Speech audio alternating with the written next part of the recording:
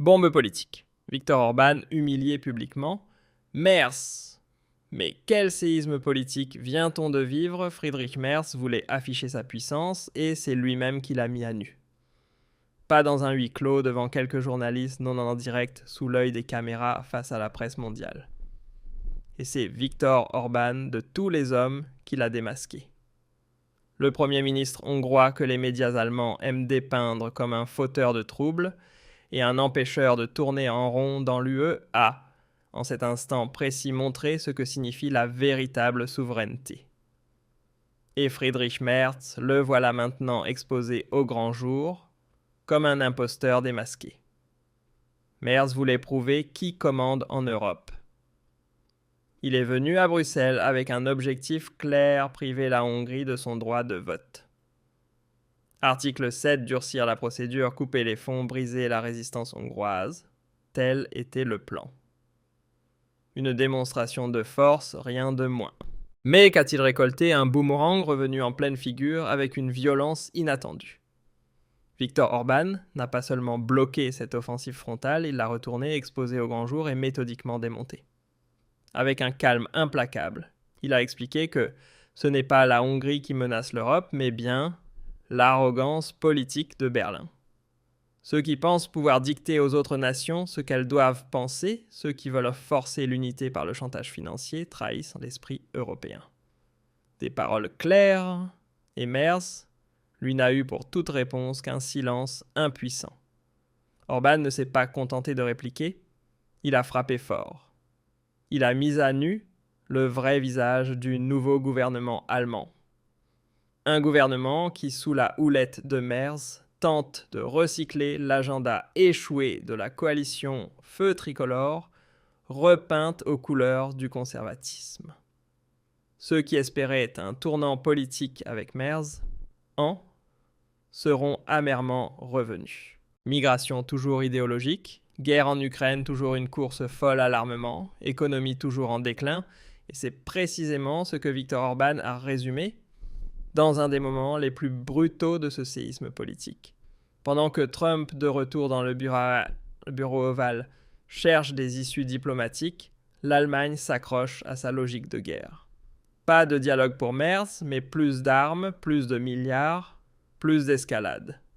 Orban est catégorique, l'Allemagne s'isole. Le monde réclame la paix, Berlin prépare son prochain budget de guerre, et puis est venu le coup sous la ceinture d'une brillance rhétorique redoutable. Orban a encensé Angela Merkel. Oui, tu as bien entendu. Viktor Orban, figure tutélaire du conservatisme, a rendu hommage à Merkel. Non pas parce qu'il partage sa ligne politique, mais parce que, ce faisant, il a exposé Merz de la manière la plus cruelle possible. Si Merkel était encore chancelière, affirme Orban, cette escalade n'aurait pas eu lieu. Elle aurait décroché son téléphone. Une phrase qui pulvérise tout ce que Merz s'était laborieusement construit, l'image du meilleur conservateur de l'anti-Merkel. Et le voilà désormais réduit au rôle de celui que même la Hongrie décrit comme un dangereux jusqu'au boutiste. Mais l'affaire va encore plus loin. Le désastre économique que traverse aujourd'hui l'Allemagne, désindustrialisation, crise énergétique, fuite des investisseurs, Merz tente de le masquer par une manœuvre révélatrice, réclamer un nouveau paquet de dettes au niveau européen. Un gigantesque fonds d'infrastructure, officiellement pour l'Europe, officieusement pour sauver une industrie allemande en train de s'effondrer. Et Orban, que fait-il? Il bloque, mais pas sans explication. Il appelle les choses par leur nom. L'Allemagne, dit-il, est l'homme malade de l'Europe. Pas la Pologne, pas l'Italie. L'Allemagne. Parce qu'elle s'est sabotée elle-même, parce qu'elle a fermé ses centrales nucléaires, par aveuglement idéologique, parce qu'elle a étranglé son industrie automobile. Et maintenant, ce seraient les autres qui devraient payer pour les erreurs allemandes, pour l'arrogance allemande, pour l'idéologie allemande. Mais Orban refuse de jouer le jeu. Et il le dit haut et fort devant la presse internationale. Ce n'est plus un simple débat politique, c'est un acte de dévoilement. Merz apparaît comme un quémandeur allemand dépendant du feu vert de Budapest, tandis que ses projets à Bruxelles s'effondrent. Et plus Merz menace, plus il semble faible. Sa menace de couper les fonds européens destinés à la Hongrie, une crise de nerfs embarrassante d'un chancelier conscient que plus personne ne l'écoute. Un dirigeant qui ne contrôle même plus son propre camp et qui désormais vacille autant sur la scène internationale qu'au sein de son propre pays. Petit aparté pour que ces sujets restent visibles, abonne-toi, active la cloche et n'hésite pas à partager ton avis dans les commentaires. Car Viktor Orban ne s'est pas contenté d'exposer Merz sur la scène européenne, il s'est directement invité dans le débat intérieur allemand. Et ce qu'il y a déclenché s'apparente à une véritable bombe politique. Tandis que Friedrich Merz s'acharne désespérément à maintenir une digue infranchissable face à l'AfD, tandis qu'il écarte froidement toute voix dans son propre parti, osant évoquer une quelconque coopération, Viktor Orban lui accueille la direction de l'AfD avec une poignée de main du respect et le traitement réservé aux chefs d'État devant les caméras du monde entier. Et que déclare-t-il alors que l'AfD est selon lui la seule force politique en Allemagne qui prenne réellement au sérieux la souveraineté nationale et la protection des frontières? Ni Merz, ni la CDU, ni le FDP, non l'AfD. Il faut imaginer la scène. Le chef de gouvernement d'un pays membre de l'UE affirme publiquement que l'opposition allemande incarne la véritable voix du peuple.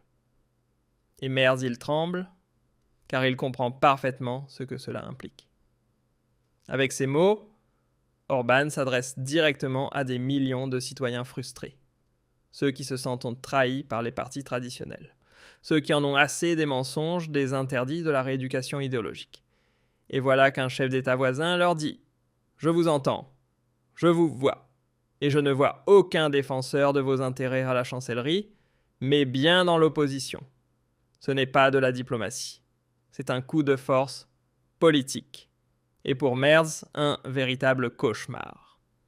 Le voilà coincé, une propre formation qui gronde une opposition qui monte en puissance, et un allié international qui publiquement lui retire sa confiance.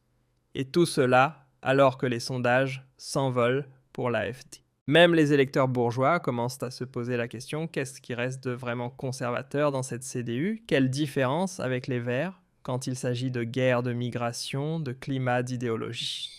C'est précisément là que la stratégie d'Orban frappe fort, il met le doigt sur la plaie.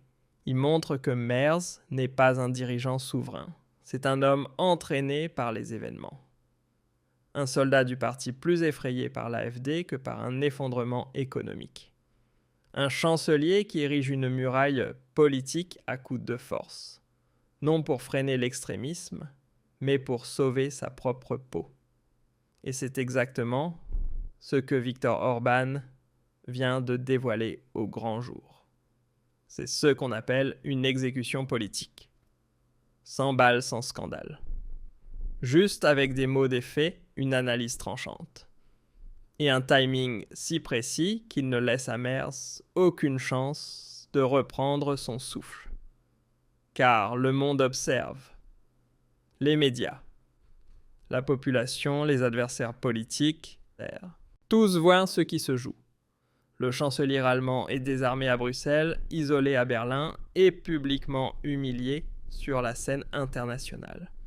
Et pendant que Merz s'efforce de s'expliquer, de se justifier, de calmer la tempête, Orban lui avance. Il prend les rênes, se positionne en leader d'une nouvelle Europe. Une Europe des nations, de la responsabilité individuelle de l'identité culturelle. Pas un vassal de Bruxelles.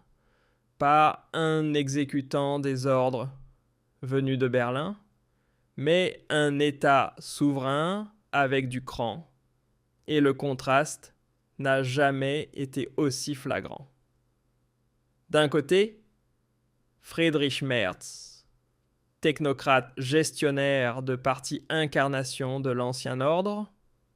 De l'autre, Viktor Orban, rebelle visionnaire voix de la résistance contre le pouvoir central de l'UE. Et les peuples le ressentent, pas seulement en Hongrie, en Allemagne aussi, en Autriche, en Italie, en France. Les citoyens en ont assez d'une politique qui leur dicte ce qu'ils doivent penser, ressentir ou voter. C'est précisément pour cela que cette scène est si explosive, parce qu'elle dépasse largement une simple querelle diplomatique. C'est un tournant. Le moment où l'on voit clairement que l'ancien modèle européen s'effrite, que l'équilibre du pouvoir est en train de basculer, loin des élites, retour aux nations, loin des bureaux de chancellerie, retour aux citoyens, loin de l'agenda de la Commission européenne, retour aux intérêts des peuples eux-mêmes.